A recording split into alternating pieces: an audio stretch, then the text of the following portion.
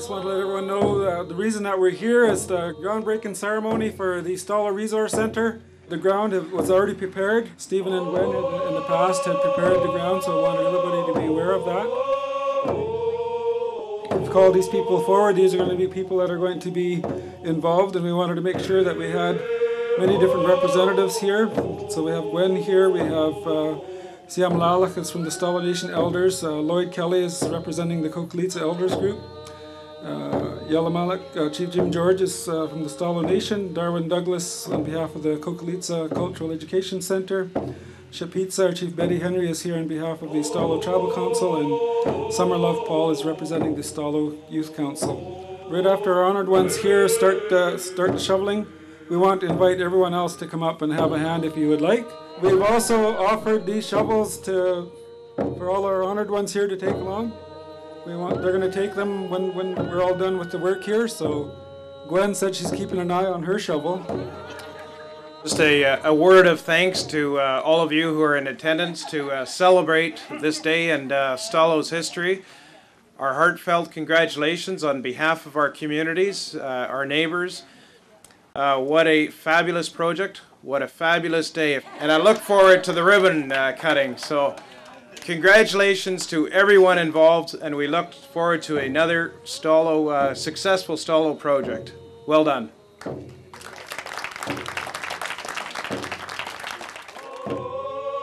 Kokolitsa grounds here used to be the residential school, of which my father went to here.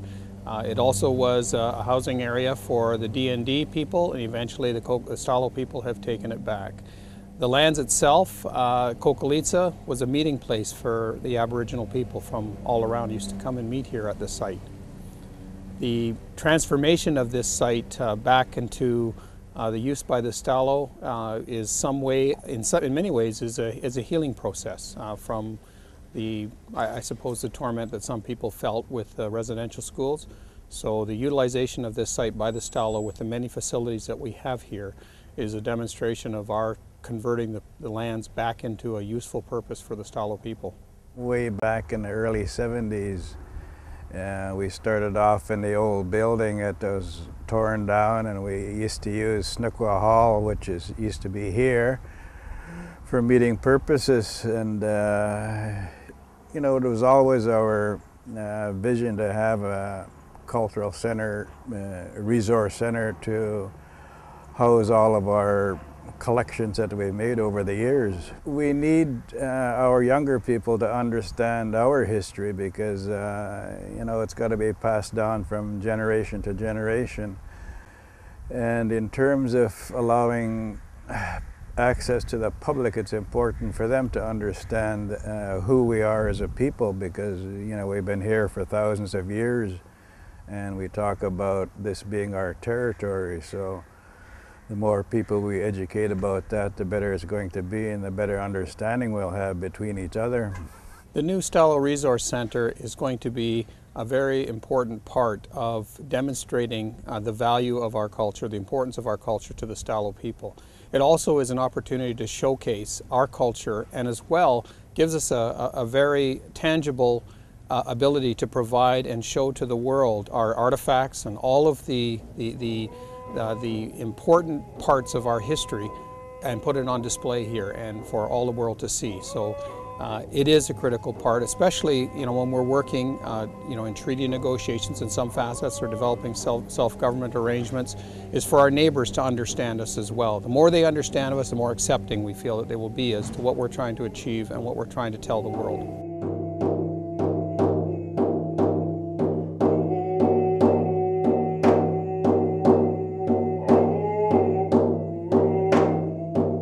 The Watery Eve's history is quite lengthy.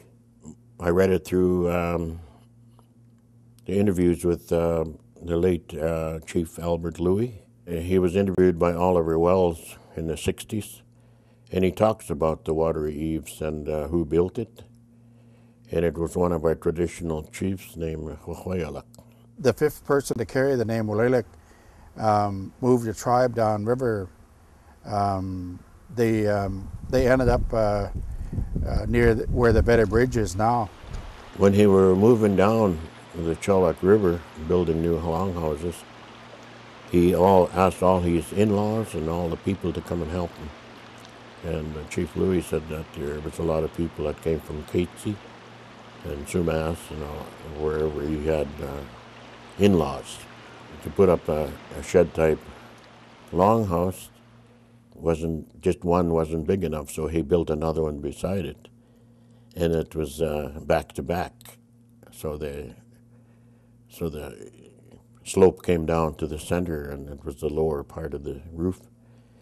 And there was a log that was hollowed out and like a canoe, and it used to be for the gutter. What you call a gutter today, but it was it collected water from both roofs, the shed-type roof, and then on the front of it they carved.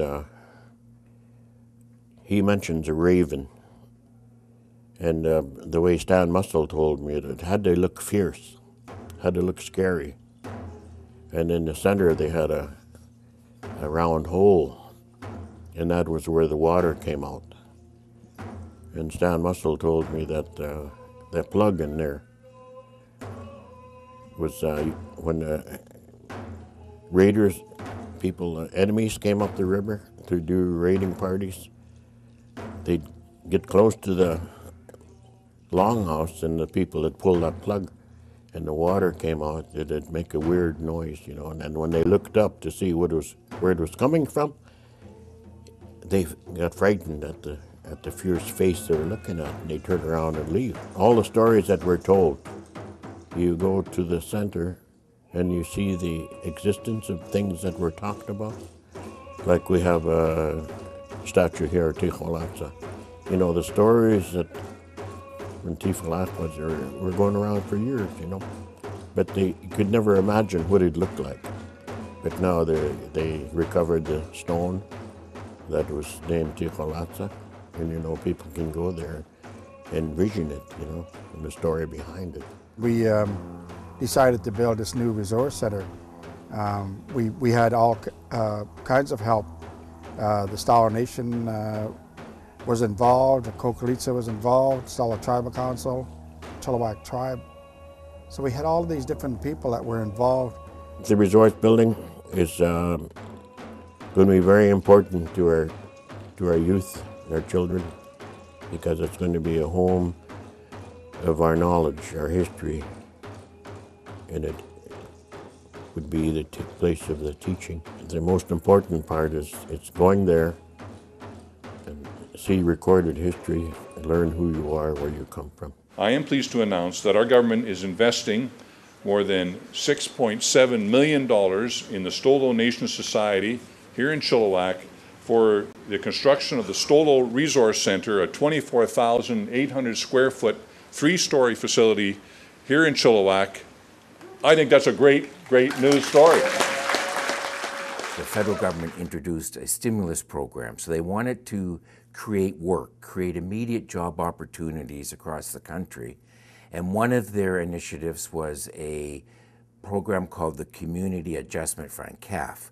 And it was designed for community organizations like Stalo to apply for projects that would immediately create primarily employment, but would also provide long-lasting benefits within the community.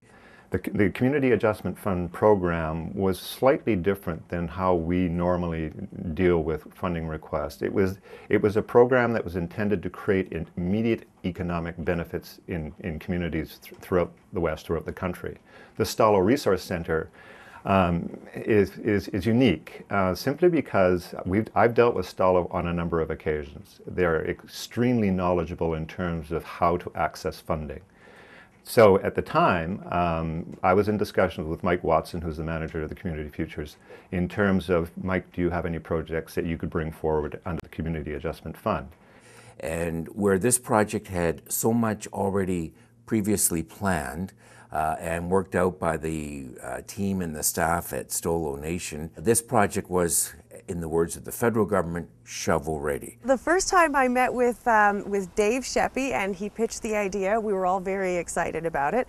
The scope of the project changed sizes a number of times. First we were going to have a small one-floor building, and then it sort of grew and hulked into a much larger building, and then there were a number of different partners that sort of migrated in and out, and finally we concluded with the gorgeous structure that you see behind us. The motivation for the Stalo Resource Center came about, and planning for this started about 2007 as a multi-institutional effort, a collaborative effort, to address the need for housing our objects, our important possessions of archives and repository, archaeological and cultural heritage information. So the Stalo Resource Center is important to note, a collaborative process, a collaborative project. It's being championed by Stalo Nation, who's investing quite a lot in the development of the building behind us here. I was brought in to help in the design and consultation phase because two of the programs that I oversee, the Longhouse Extension Program and the Stalo Shwili Language Program, are both significant portions of the new building. The purpose of the Stalo Resource Center is geared to providing access to Stalo community members and the public at large who are looking for information about Stalo culture and heritage. There are a number of important principles that have been incorporated into the Stalo Resource Center. I think foremost is the principle that was taught to us by Tilly Gutierrez from Chowsel. Back in 1988, she had told us that she remembered as a young girl at a place called Eam, where the chiefs used to gather and talk about the land question. She said that before they started their discussions, they always started off with this opening statement, and that opening statement was meaning this is our land, we have to take care of everything that belongs to us. Also, another important principle for us is the principle of Tomiyuk. Tomiyuk is the word for a great grandchild. It's also the word for a great grandparent.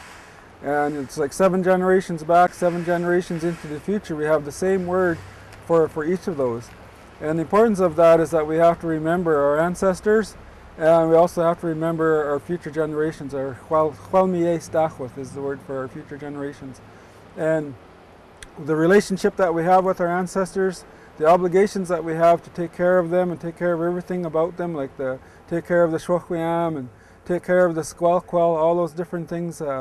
The same thing, we have to take care of that for our future generations as well. Whether it's artifacts in our repository or archives or education programs or language teachers or elders or folks involved with the corporate world and developing business initiatives, dealing with fisheries, dealing with treaty issues, dealing with land and resource management. These are all common themes that rely on a common set of information that will all be housed here. We never have had a place where we could display the cultural artifacts in a proper way. So we were, things were in photographs in drawers in trailers, or artifacts in closets in trailers, and that kind of thing is not a dignified way to display those cultural items. So now they finally have a place where people can actually go and see them and interact with them. So that's really exciting. When you come in to visit the center off the new main access to the grounds here, you'll approach the resource center from the north, and you'll see this face behind us as the front side of the building. All right, and the reason for that is it's oriented to face the Longhouse, which is directly across the street, and make this cultural corridor. So coming into the grounds, you'll be welcomed by 2 large welcome figures that are monumental sized welcome figures that'll be mounted right in front of us, or behind me rather, in front of the main stairway to the building, in front of the big atrium space. And those are large cedar sculptures that we're having done right now. We have a pair, a man and a woman, representing the core part of a family and the high status folks who would be welcoming others, visitors, to their home and to their village. And so those figures are currently being carved right now, both of whom will be out with their hands outstretched and singing a welcome song. The rivers was our highway, and when people came into your territory, they were either welcomed or thought as a threat. And when you were welcomed ashore, that was the way you were welcomed. And it was to show that your hands aren't holding any weapons. That was the reason why your hands were out like this. And they would welcome you. And that's what the pole represents.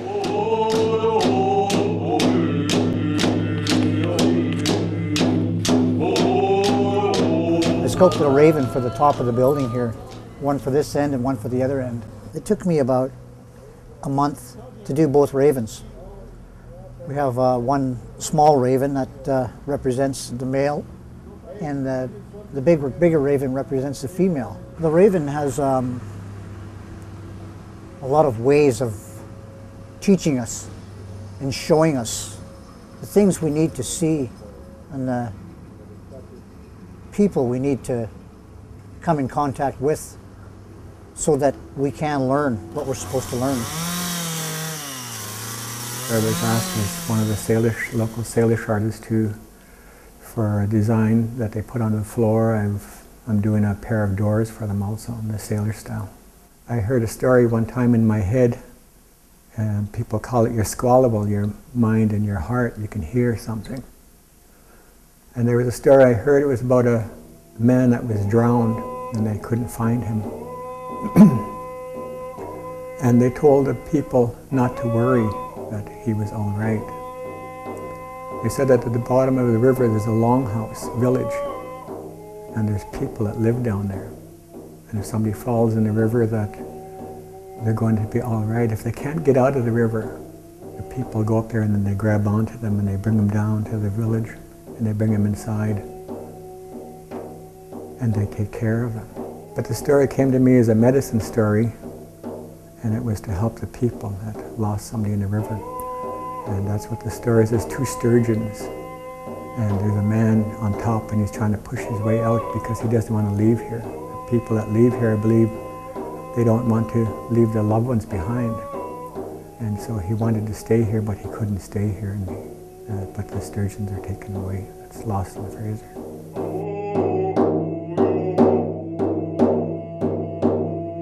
The salmon is the main food source for the people here. The fish was given to us at the beginning of time by the Creator. He put all things here, the stomachal, the green, the medicines. He put all of the animals here that swim in the water, that fly in the sky, that roam the land.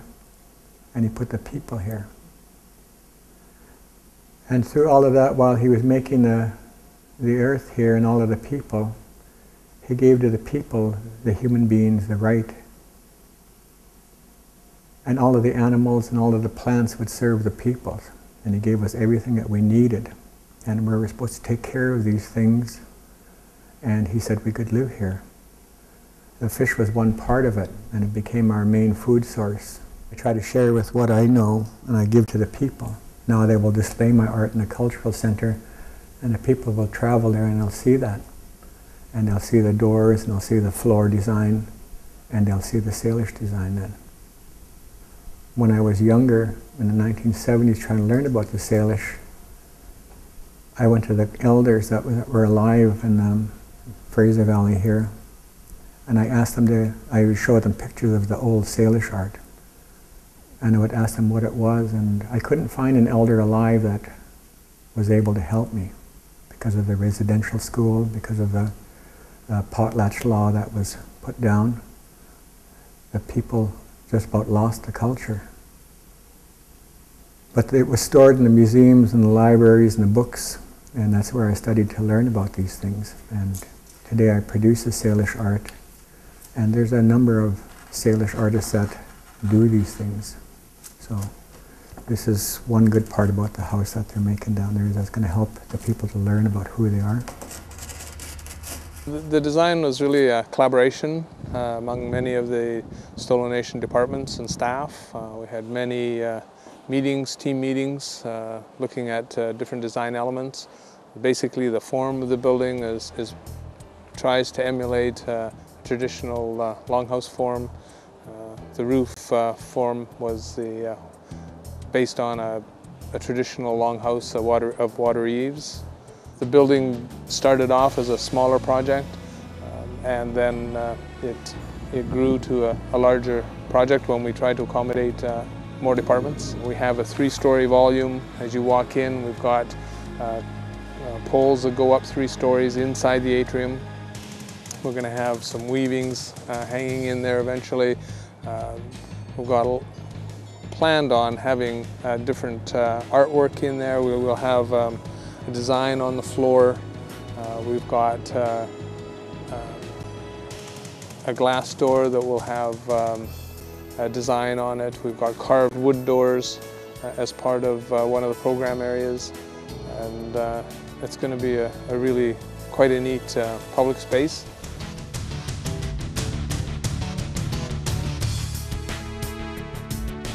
When it's done, the theatrical lighting and sound systems, theatrical lighting system in the middle of the room.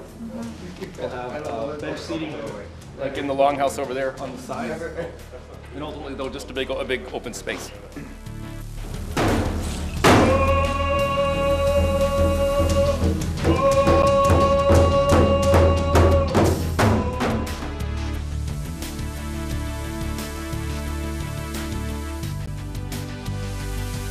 We'll come out, we'll go across the LEP and then into the kitchen, elders room, and public repository.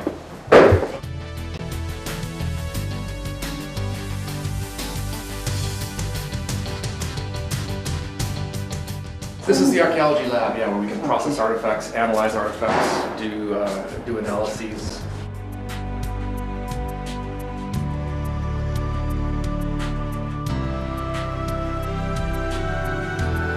Classroom, language classroom, archives, and library spaces. Built-in shelves wrapping around all these walls, quite high, 7 or 9 feet high, I can't recall, all the way up to the ceiling. So built-in wood shelves for the library, open library.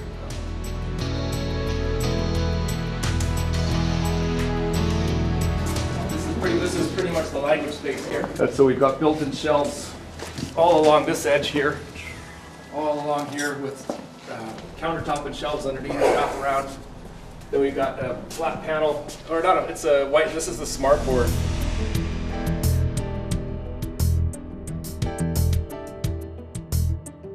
Make your way up the stairwell. Open atrium all the way up, right? So you can look down from here, see the logo.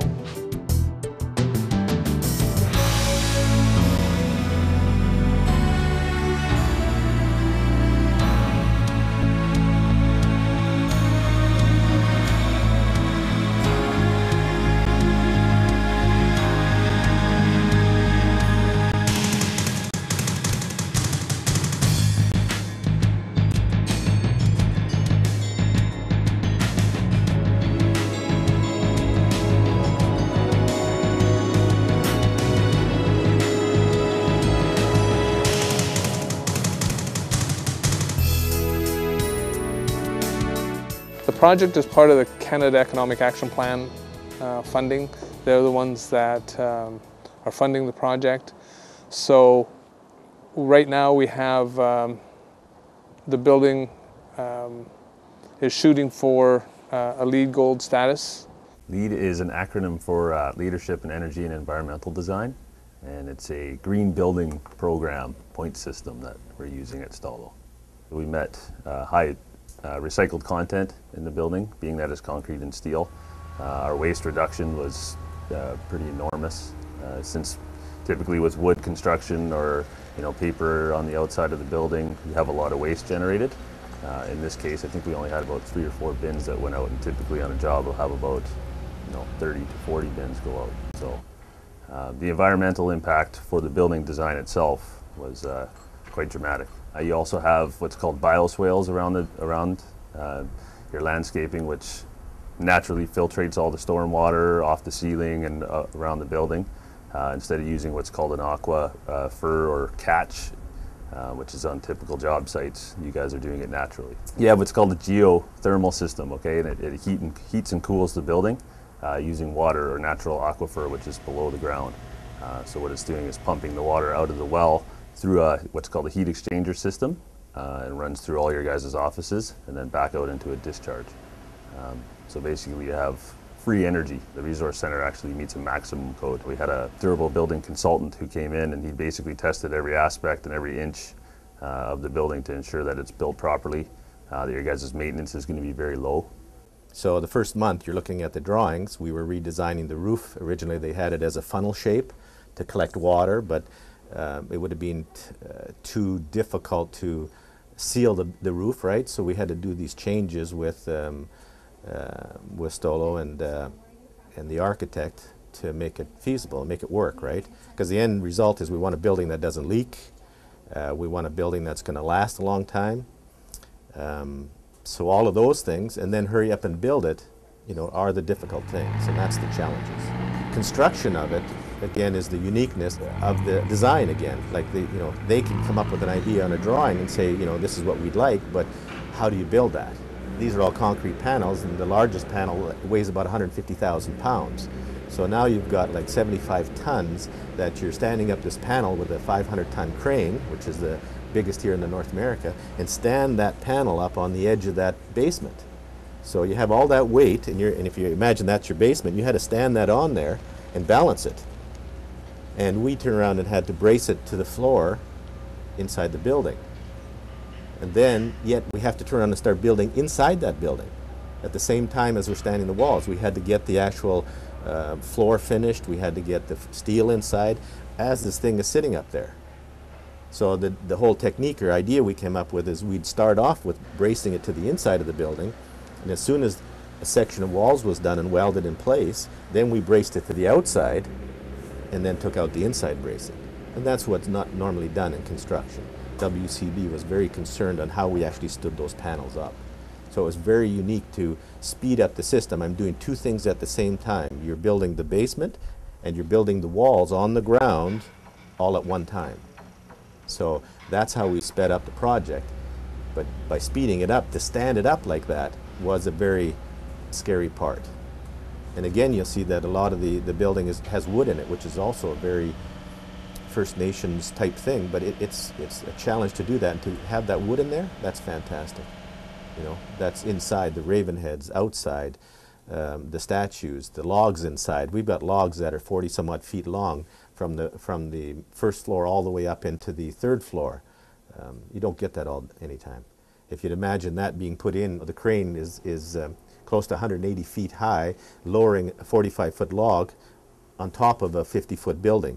So it was a heck of a picture just to drop those, you know, you're like a needle threading it through the steel, trying to get it into that building. It was very unique.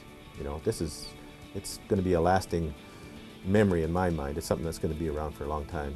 I'm just looking forward to seeing how things are going to go once it is in full operation and how much it'll benefit our people in general. I think it's going to be a lot nicer for the community because, like, as you can see, they got all the different buildings, and every time you got to come here, you got to go to a different building and figure out where building 6 is or 7, and you got to walk around. And I think it's a nice project.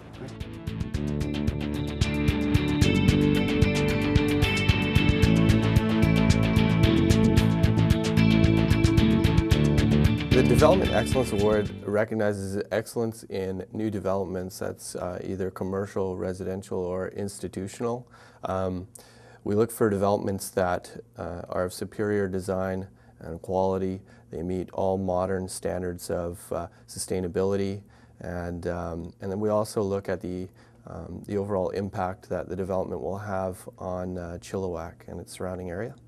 We saw, with the Stalo Resource Center, we saw a development that both met and exceeded all of our regular award criteria, but we also looked at the overall cultural community impact that it was going to have, not just for First Nations, but for all people of Chilliwack. With the Stalo Resource Center, when our judges talked to the people involved, we found that one consistent overarching message was that this was a place for coming together to work, to learn, a place where people could learn about Stalo culture. But the other thing was, we looked at, being a Chamber of Commerce, we looked at the impact that it was going to have on the economy.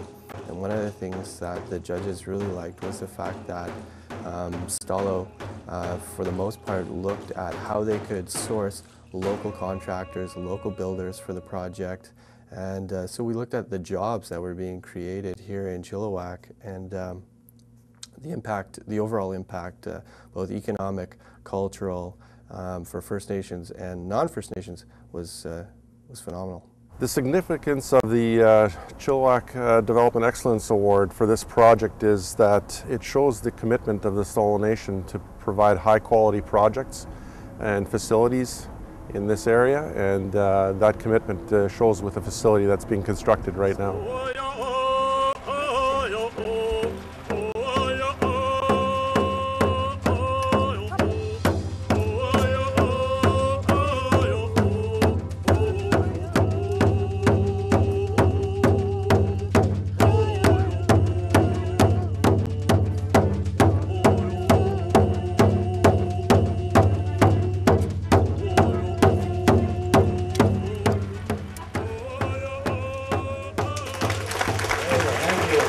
We are officially open. Thank you. Stalo Resources Center is officially open.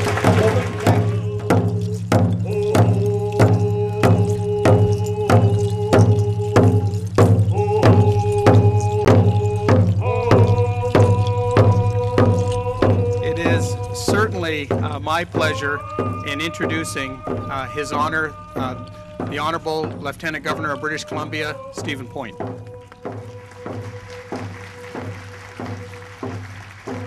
It's truly an honor for me to be here with you.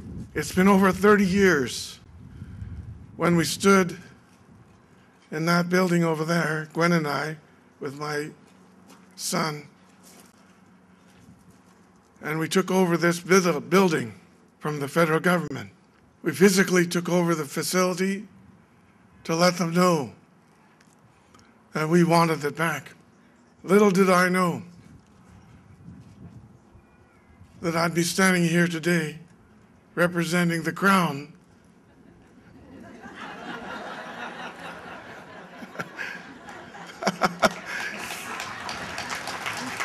They started to break the stone on the building on the front intentionally.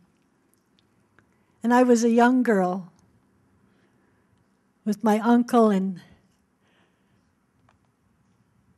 two elders from Scout-Kale, because they understood in that stone was a time capsule that said when they were done with this land as a hospital, when they were done with this land as a school, that the land goes back to the Indians.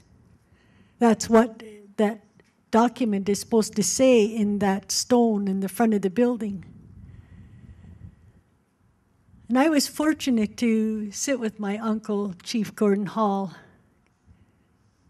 and he would talk to me and tell me things because we worked together for a while. But you know, they let the media know. They even let the RCMP know. Because I guess if you damage federal property, it's a criminal offense. They were taking turns hammering at the stone to break it, to deface it intentionally. And because I was so young, I didn't quite understand everything, but I understood that they were intentionally doing that to get the attention so people outside would hear this story, hoping for support to the cause.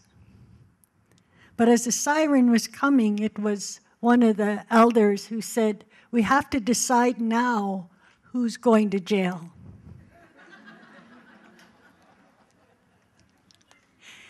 And you know, at that moment, I got so scared. And I put my head down. I got a little bit scared because I could hear the police cars getting closer to the entrance. And without even a heartbeat, the oldest man there said, "I'll go to jail. I don't have anything else to do anyway."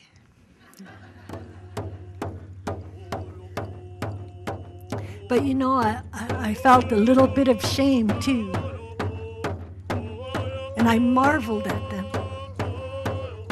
at their courage. While I was afraid, they weren't afraid. It took courage. We were very fortunate. The police were very good to us and they didn't take anybody to jail. Good things just don't happen. And I really think, in my view, that we're all, what our elders would say, we're meant to share this day together.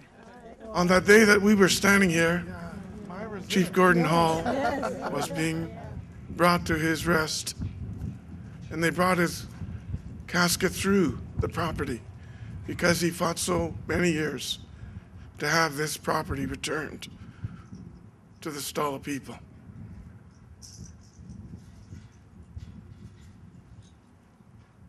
And now to see two welcoming figures here, welcoming people, all of you folks here today, is a tremendous victory, a tremendous day for us as Stalo people.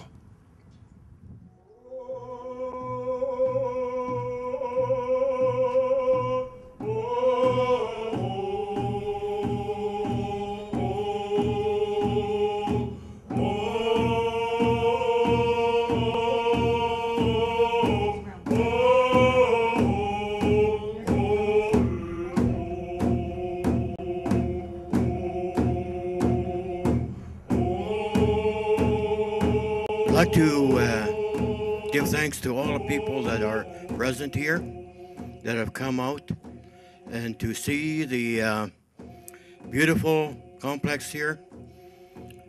And as stated earlier, this is the Stalo complex for all Stalo people. When we go to the longhouse and we sit around the longhouse, we don't have any different organizations that we belong to. We're one people and one family. And I hope that this building is the same way, that we can come together here, and that's how we feel when we come in here. That's one of the intentions and one of the things that the elders said when we started planning for this building, is they want it to be a building that they can come to and they can feel at home. I look forward to what this building signifies to all of us. A gathering place, a place of unity, a place of working together and building. This is just one of many I see in the future. I do want to thank you for asking the only Juelitan up here on the stage to come and be a witness to today's ceremony. And you know, on top of this, I want to thank you because I've been a witness to what has been going on this piece of property for a long time. Every morning I walk by this building on my walk at 5:30 in the morning, and I tell you that every morning I pray for you. And I pray for the Stalo people, and I pray for the people that will yet to come and be part of experiencing this, not only this beautiful building, but the beautiful culture that goes along with it. Every day I rise to my resting place, look up to the sky and I give my thanks. I start my day to it's gotta be done. Don't forget where I came from, praying. G-I-G and the great big sea got me to the things that I wanna be, but I'll make keep my heart, 'cause being native's a key. All the solo peeps who can jam to this song, asking who am I and where am I, where have we gone? Listen up everyone, 'cause it won't be long. We'll be coming up, Stalo strong. This building here has been our dream since mid-70s. We had a lot of people working for us, a lot of good people. We had Reuben Ware, who was a researcher. Dr. Brent Galloway, linguist. You know, and they collected a lot of things, and what did we do with it? We put it in the basement. And when we moved it into another basement. We had no place to really show off what we collected over the years. And we always prayed, like Shirley Leon was the next manager at Coquelitza, and we always prayed for a museum. We don't have a museum here, but it's the next best thing to a museum. 13 years old in Kenya, watching a TV show of cowboys and Indians. And at that time, I said, I want to go and live with the cowboys and the Indians in Canada. And you know, I did do that. I went to Alberta and worked as a cowboy. And I came here, I'm very thankful that Stolo Nation gave me an opportunity to work for them for 11 years. Because they taught me a lot. They showed me how to appreciate not only the history, but the culture. The design of this building is embedded with knowledge and teachings and principles that come out of Stalo culture and history. It connects this place to events and people that lived in the past 100 years ago, 300 years ago, 10,000 years ago. And it provides a footprint of continuity in Stalo culture and their occupation of this land for thousands of years, imprinted on the ground here at Kokolica. This is a story of the Stalo people, and a story of a beautiful, beautiful facility behind us. This is a story that has been grounded in history, a long history, and this will be a story that is never ending. But the final point I always say to people from coast to coast is that when First Nation people do well, Canada does well. Every day I rise to my resting place, look up to the sky and I give my thanks. I start my day to it's gotta be done. Don't forget where I came from. Don't forget where I came from. Don't forget where I came from.